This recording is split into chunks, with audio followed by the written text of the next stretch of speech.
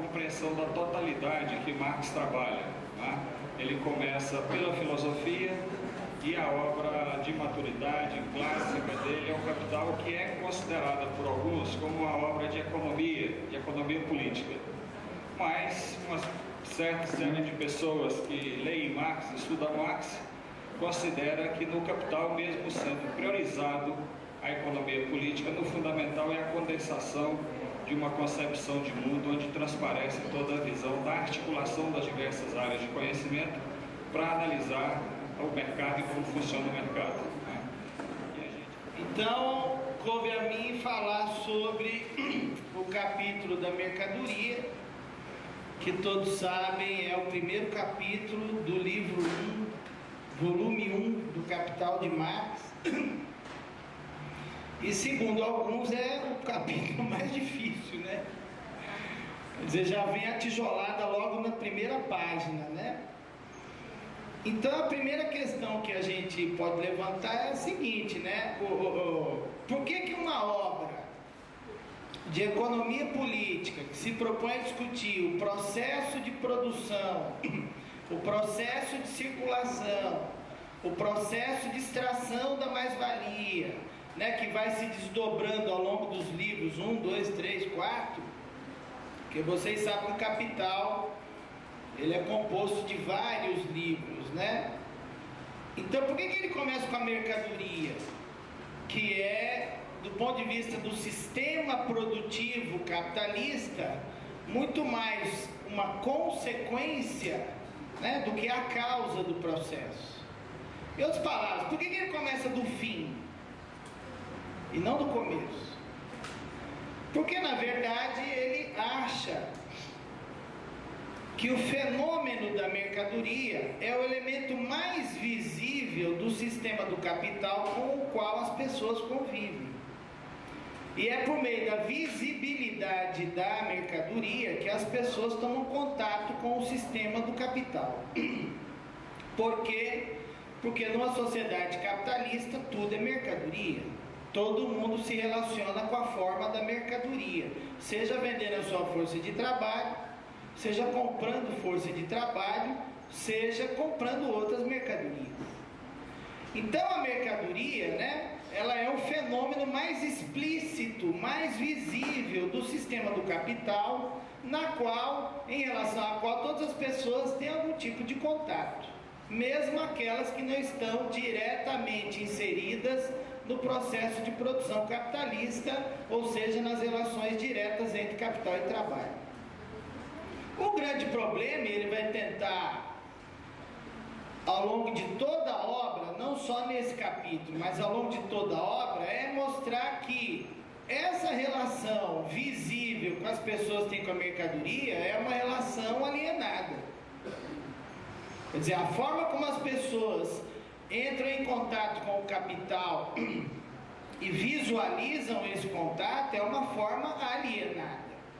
É uma forma de estranhamento, estranhada, que portanto gera um fetiche, o fetiche da mercadoria. Então ele vai pegar por aí para mostrar uma série de coisas e já apontar no capítulo 1 uma série de problemas que ele vai tentar desenvolver ao longo do resto da obra, né? E uma questão central do ponto de vista filosófico, né, que nos interessa mais diretamente aqui, é a questão da alienação. Quer dizer, primeira coisa então, a mercadoria é a forma mais visível, mais explícita com a qual todas as pessoas entram em contato com o sistema do capital. Segunda coisa, essa forma ela é alienada. A compreensão que as pessoas têm do sistema do capital é uma compreensão alienada, estranhada, fetichizada, reificada, como mais tarde deu-se origem a essa expressão também, né? Reificação. Então, você vê que já no capítulo 1 você já tem uma crítica ao sistema do capital. Por mais que você não leia mais nada do resto da obra, no mínimo você já sai do capítulo 1 concluindo que o sistema do capital é um sistema de alienação. Então, do ponto de vista filosófico, isso é um tema central, não só na discussão marxista sobre a economia política, sobre a economia capitalista, mas em todo o arcabouço, o sistema teórico filosófico do marxismo, tá? Então a minha proposta hoje aqui é, primeiro, discutir um pouco a estrutura do capítulo. E vocês vão ver que ele estruturou o capítulo de modo a chegar a determinadas conclusões. Para vocês verem uma questão crucial no pensamento de Marx, né? O método de exposição não necessariamente é idêntico ao método da pesquisa. Quer dizer, você vai expor o processo de modo a torná-lo compreensível, o que não necessariamente significa que você seguiu o mesmo método para pesquisar e chegar àquelas conclusões. Isso é importante, né? Porque se a gente quer tornar palatável e entendível aquilo que a gente escreve, tem que ter um método de exposição. Depois eu vou tentar tocar em algumas afirmações fundamentais aqui desse capítulo, sobre valor de uso, valor de troca, tarará, um pouquinho de economia, não faz mal a ninguém, né? E tentar amarrar com o que tem de filosofia nesse capítulo, que é o foco aí desse seminário, da nossa preocupação, tá? E eu já vou adiantar que ele pinga a filosofia de cada página, né?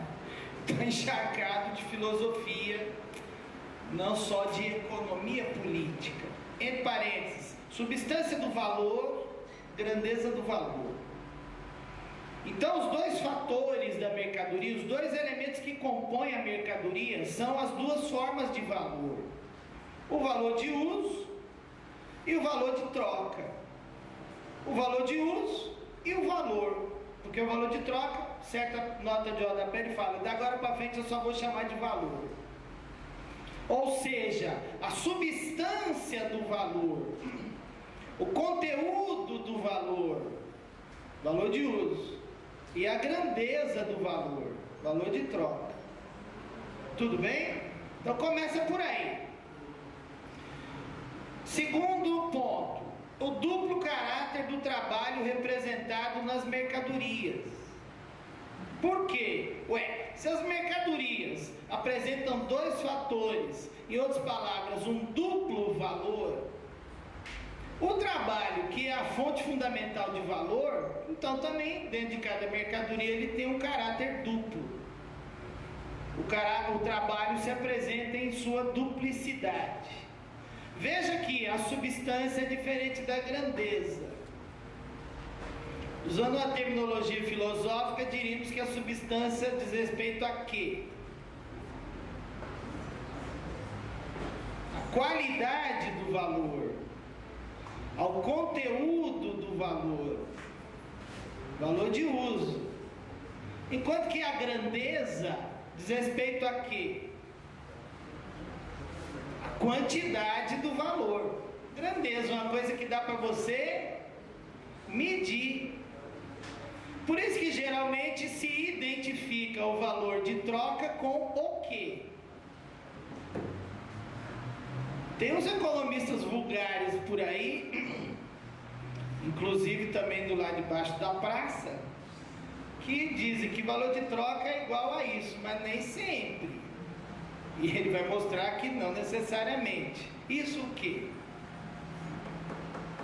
O valor de troca de uma mercadoria, gente, o valor pelo qual ela é trocada por outras. Pensa, o que é?